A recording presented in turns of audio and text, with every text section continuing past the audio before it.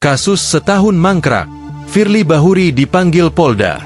Polda Metro Jaya akhirnya mengagendakan lagi pemeriksaan terhadap ex-ketua Komisi Pemberantasan Korupsi, Firly Bahuri, terkait kasus dugaan pemerasan terhadap mantan Menteri Pertanian, Syahrul Yassin Limpo.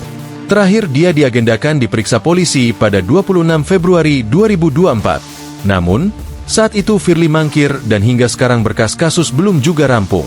Padahal, polisi mengklaim butuh keterangannya lagi untuk memperbaiki berkas.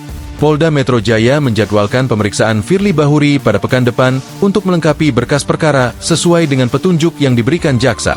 Untuk rencana tindak lanjut penyidikan dalam penanganan perkara Akuo, telah diagendakan pemeriksaan tambahan terhadap tersangka FB pada minggu depan, kata Direktur Reskrimsus Polda Metro Jaya Kombes Ade Safri Simanjuntak kepada wartawan, Jumat 22 November.